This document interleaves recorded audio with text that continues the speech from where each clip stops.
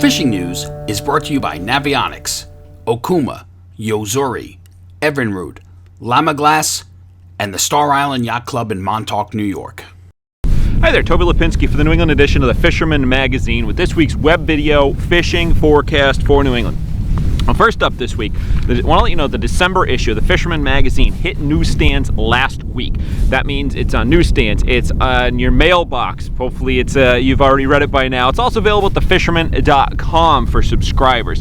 And as always with the December issue, this is our annual holiday gift guide. And in this, we've got more than 60 awesome items, gift ideas for the fishermen in your life.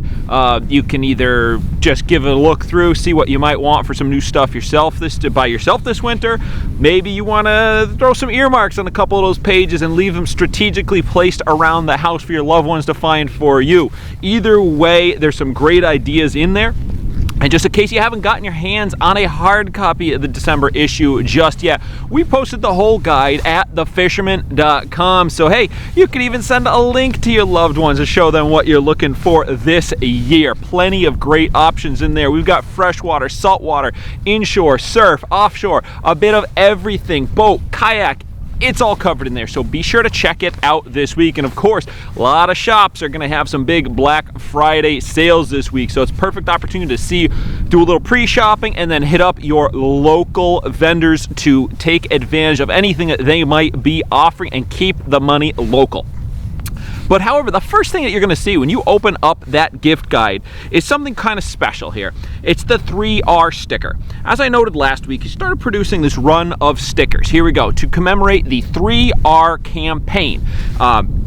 You can buy the stickers right now at thefisherman.com. You can order them directly through the website. These stickers are just $10, and all of the proceeds from all of these sticker sales, goes to the Northeast Striped Bass Study, and all the funds are going to compile to purchase additional satellite tags. Now, you're sure you've been following along with this. Well, these tags are not cheap, but they provide some amazing data. Cost about $5,000 a piece. So we're just trying to drum up ways that we can purchase additional tags as we plan to continue this program as long as we can. We just announced some of the basic details of the second tag, which was recovered. We're going to have a complete rundown of it shortly. You can check out the details at thefisherman.com on what that second preliminary data off that second tag said. And going forward, we've also got some interest from a few special friends of the magazine who want to do their part to help generate funds, raise funds, whatever you have, to purchase additional satellite tags. We got a meeting coming up soon, so we're going to release that information as soon as we get all of the details hashed out. But for now, if you want to do your part, show support for the 3R campaign, as well as help fund additional tags, satellite tags, head on over to thefisherman.com right now and purchase a couple for yourself. We've sold a bunch of them already. I'm sure we're going to have to reorder it once again.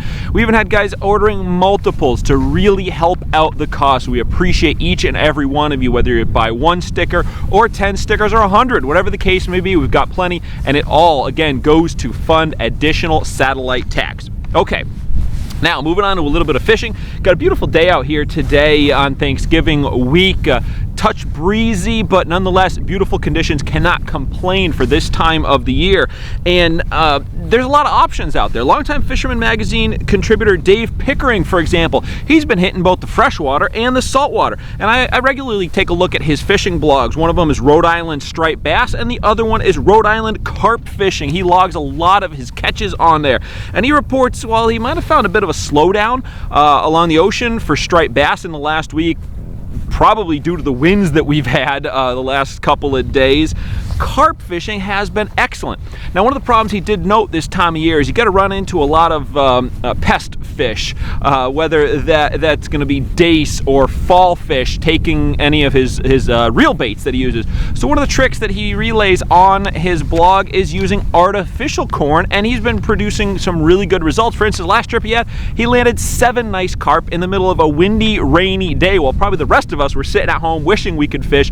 Dave was out there doing it. And if you want to give this winter carp fishing a shot, stay tuned to the January issue of the Fisherman Magazine, as Dave has an article coming out next month, outlines all of his winter carp fishing tactics. So, I used to do a lot of carp fishing when I lived up in western Massachusetts in the summer. I never gave it a shot in the winter. Come to find out, there is an excellent fishery. All you got to get is a little bit of open water, and again, Dave is going to tell you all of his secrets that he's learned over the years in the January issue of the New England edition of the Fisherman Magazine. And the other option you got right now, if you want to get out and fish this week, is bottom fishing. And perhaps the best way to get out bottom fishing this time of the year is either hop aboard a 6-pack that's still running or one of the head boats, charter boats that's still going. It's the easiest way. Hop on there, let them deal with all the issues of the cold and everything else, and all you got to do is get out and fish. And they have been getting a real good mixed variety of bottom fish right now, including blackfish, cod, sea bass, scup, and so on. Now, if you remember back to last year, right around this time, we had an interesting push of haddock bump in around Block Island, with some of the boats were getting over 100 fish an outing.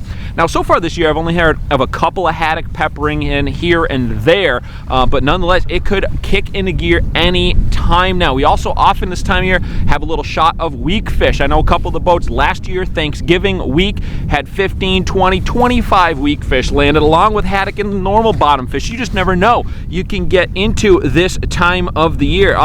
It offers plenty of options doing that bottom fishing. Pretty much everything is still open. Of course, the only season that closes this week is Blackfish in Connecticut. Closes on Thursday, Thanksgiving Day. Massachusetts, Rhode Island, where some of the other head boats are sailing out of, runs right to the end of the year. But nonetheless, there's a lot of great options available if you plan to fish Turkey Day, Black Friday, or over the weekend.